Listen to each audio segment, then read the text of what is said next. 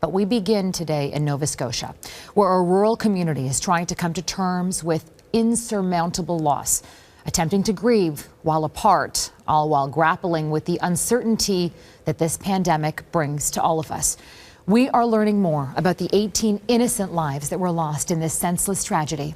The victims include an RCMP officer who put her life on the line to save others, a family of 3, including a teenager with a gift for music, 2 healthcare workers who worked for the Victorian Order of Nurses, and a couple who both worked as correctional officers. There will be no big memorials. There will be no traditional funerals to mourn the lives lost.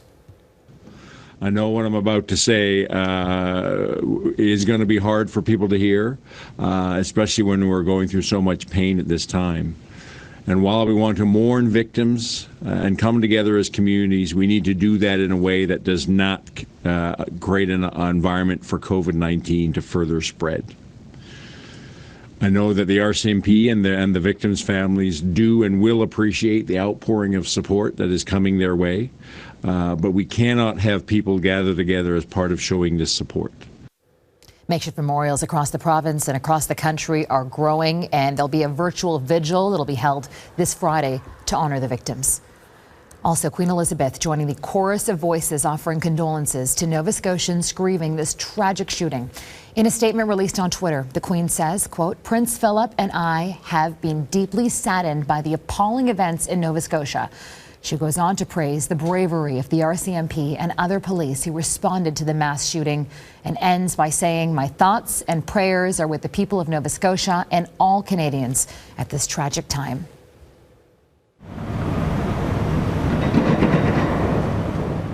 You are looking at the flag at half-staff outside Parliament right now to honor the victims of the Nova Scotia shooting. Again, this is the worst mass shooting in modern Canadian history.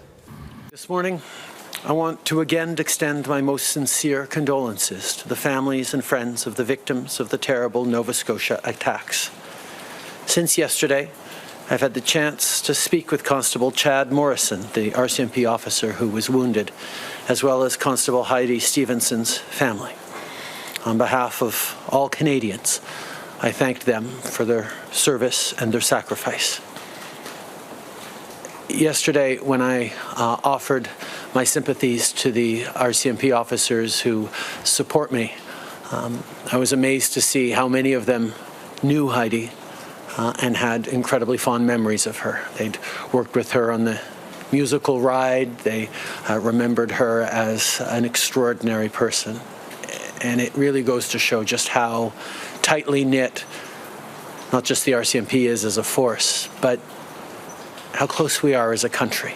Yesterday afternoon, I visited the Canadian Police and Peace Officers Memorial on Parliament Hill to pay tribute to Constable Stevenson and to recognize the contributions of all law enforcement members to keep us safe. I also spoke to a number of colleagues from Nova Scotia, both past and present, and sought Senator Stan Kutcher's advice, both as a Nova Scotian and as a mental health expert. These calls reinforced what we all know about Nova Scotia, that it's a special place where people stick together and look out for each other. This week, we are all Nova Scotian. The families of the victims can count on the unwavering support not only of their neighbours, but of every single Canadian.